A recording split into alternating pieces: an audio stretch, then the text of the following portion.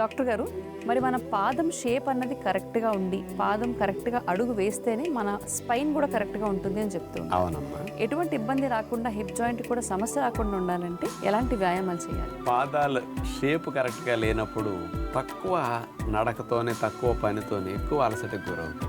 మడ భాగం కానీ పాదాల వేళ్ల భాగం కానీ పాద మధ్య భాగం కానీ ఇవన్నీ బాగా బడలకి గురవుతాయి, నొప్పులు ఎక్కువ వస్తాయి, తిరగటానికి కూడా ఎక్కువ ఇబ్బంది పడుతూ ఉంటాం. ఇలాంటి వారికి ఆ అలైన్మెంట్ కరెక్ట్ చేసుకోవటానికి, ఇంకా డ్యామేజ్ అవ్వకుండా షేప్ మంచిగా ఉంచుకోవటానికి మనకి ఇంట్లో ఉండే ఎక్సర్సైజ్ బుడ్డ బాల్స్ తీసుకుని బాల్ మీద పాదాలు పెట్టి కొన్ని ఎక్సర్సైజులు చేయటం ద్వారా పాదాలకు వచ్చే ఈ షేప్ మార్పులు వచ్చే నష్టాలన్నీ ఈ ఎక్సర్సైజ్ ద్వారా పోగొట్టుకోవచ్చు. అలాంటి పాదాల వ్యాయామాలు ఇప్పుడు ఒకసారి చూద్దాం. పాదాల నొప్పులు, వేళ్ల నొప్పులు ఎక్కువగా ఉన్నప్పుడు వాటి ఉపశమనం కొరకు ఉపయోగపడే వ్యాయామాలు చూడబోతున్నాం. ముందుగా ఒక చిన్న సైజ్ ఎక్సర్సైజ్ బాల్ తీసుకుని ఆ బాల్ని అట్లా నేల మీద పెట్టేసి ఆ బాల్ మీద పాదం పెట్టేసి పాదం కింద భాగంలో అలా బాల్ పెట్టేసి బాల్ని అట్లా ప్రెస్ చేస్తూ వేళ్ళని అట్లా మనం ఫోల్డ్ చేస్తాం. బాగా ఫోల్డ్ చేయాలి, బాగా ప్రెస్ చేయాలి బాల్ని. అలా ఒక 10 సార్లు కుడికాలతో చేసిన తర్వాత ఇప్పుడు ఎడమ కాలు పెట్టేసి బాల్ మీద అలా మనం పాదం ఎక్సర్సైజ్ని అట్లా చేస్తాం. వేళ్ల భాగం, పాదం మధ్య భాగం అంతా కూడా ప్రెస్ చేస్తూ ఇట్లా చేయటం ద్వారా ఆ భాగం కండరాలన్నీ బలోపేతం అవుతాయి. బాల్ లేకుండా కూడా పాదం అంచమట ఆనిచ్చేసి మళ్ళా బొటన వేలు ఆనిచ్చేసేసి బొటన వేలు మీద నుంచి పాదం అట్లా లేపుతాం. అది ఎక్సర్సైజ్ లాగా. బొటన వేళ్ళు తర్వాత అన్ని వేళ్ళు, పాదం సైడ్ భాగం. ఏం లేదు, కదలకుండా కూర్చోవటం వల్ల ఉద్యోగ వ్యాపారాల్లో ఇట్లా పెయిన్స్ ఎక్కువ వచ్చేస్తున్నాయి. పైగా ఎక్కువ బూట్లు వాడటం వల్ల కూడా కాలు ఎక్కువ భాగం బూట్లో ఉండేసరికి కూడా ఇట్లా పెయిన్ ఎక్కువ వచ్చేస్తూ ఉంటుంది. ఇట్లాంటి వ్యాయామాలు చేస్తే ఆ పెయిన్ బాగా తగ్గుతుంది.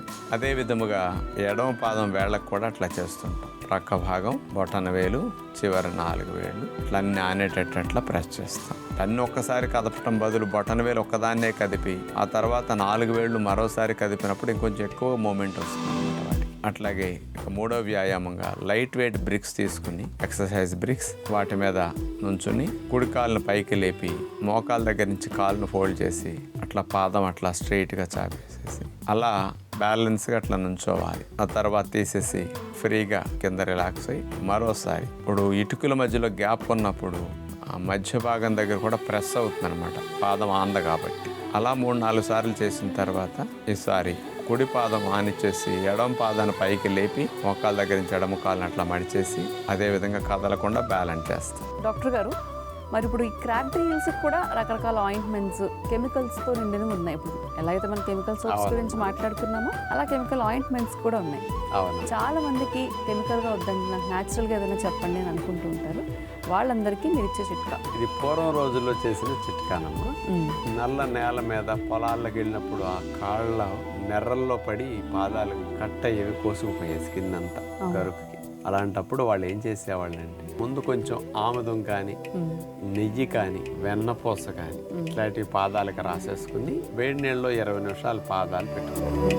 ఈలోపు ఆ వేడి నీళ్ళల్లో పాదాలు ఉంచటం వల్ల ఆ మందపాటి పగిలిన చర్మ భాగం అంతా నీళ్ళల్లో నాని సాఫ్ట్గా అయిపోతుంది.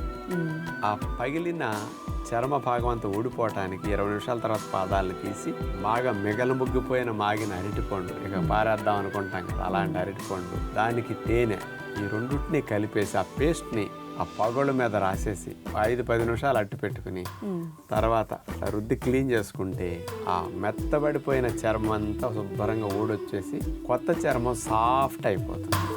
కాబట్టి ఇలా మీరు చేసుకుంటే ఏ లోషన్స్, ఆయింట్మెంట్లు, బాములు రాయకుండా న్యాచురల్గా ఈ కాళ్ళ పగుళ్ళు పోగొట్టుకుని అందంగా కాళ్ళని సాఫ్ట్గా చేసుకోవడానికి ఇది పూర్వం రోజు నుంచి వాడిన చిట్కా. మళ్ళీ ఉపయోగించుకోండి, సైడ్ ఎఫెక్ట్స్ లేని మంచి ఫలితాలు అందిస్తుంది.